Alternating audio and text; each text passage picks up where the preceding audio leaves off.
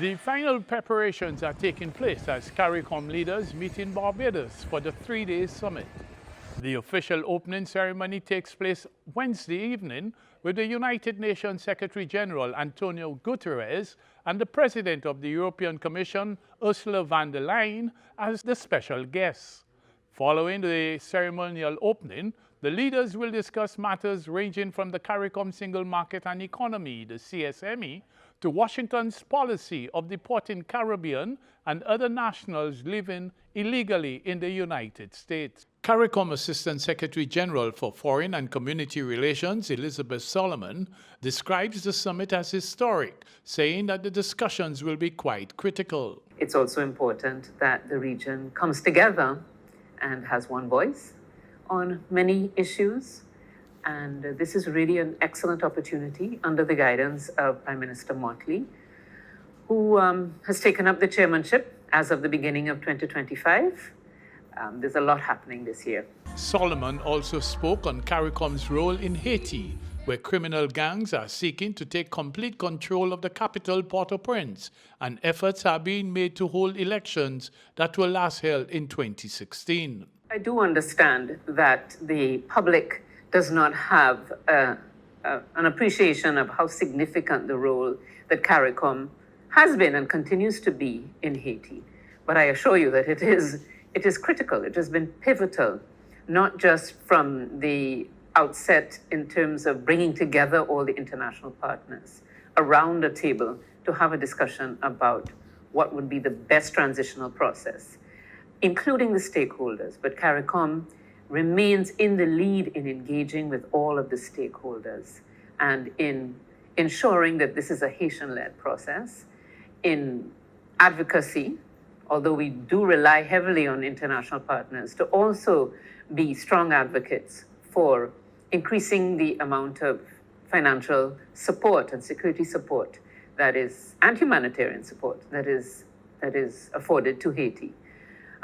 But we continue to play a really important role.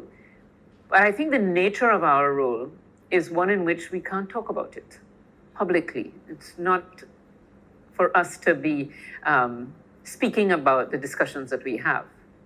But I assure you that all the partners rely on us very heavily. Trinidad and Tobago Foreign and CARICOM Affairs Minister Dr. Amory Brown supports the position outlined by the senior CARICOM official. He said it is important that CARICOM maintains a presence in the French-speaking CARICOM country. Haiti is an ongoing chronic challenge. I'm looking forward to Haiti's participation in this meeting at some level.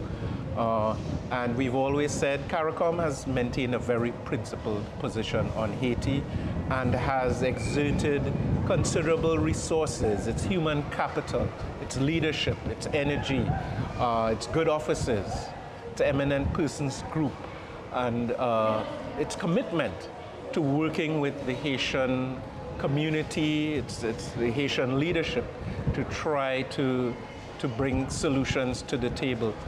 Some progress has been made in the recent past in terms of building a degree of political consensus. Some steps were made with the transitional presidential group, prime ministers in place, etc. But the security situation remains very concerning.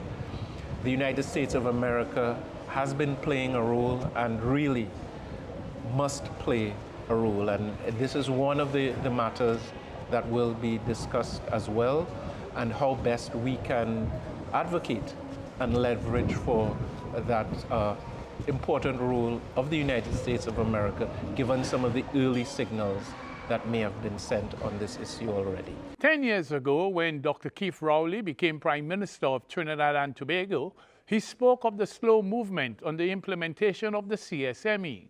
And as the Prime Minister prepares to demit office, his Foreign Affairs Minister, Dr. Amory Brown, gave Port of Spain's views on the progress since.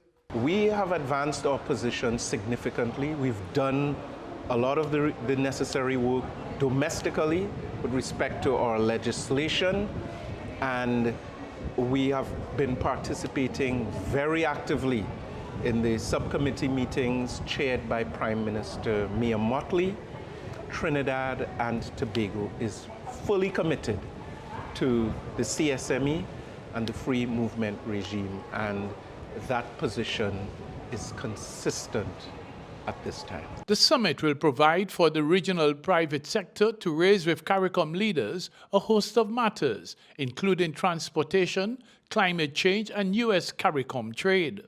The Chief Executive Officer of the CARICOM Private Sector Organization, Dr. Patrick Antwine, says he's elated that a special announcement will be made with regards to air transportation. Well, if I gave you, it wouldn't be a surprise to the community. It must be that heads must report on that as an outcome. It is really for them that we have to reserve that opportunity. I wouldn't push you to say, would that mean less in terms of expense, in terms of travel, inter-Caribbean travel? No. I'm still focused very much on the movement of agricultural products and goods, right? Movement of goods. And that announcement has to do with that, right? And I think it's really important. Dr. Antwine also spoke to what has been regarded as the inward-looking trade policy of the Trump administration. The issue is not to move away from multilateralism. Others have the option of doing so. I don't think we can essentially drive our economic development just based on adherence to one philosophical, and in this case, trade policy option as opposed to another.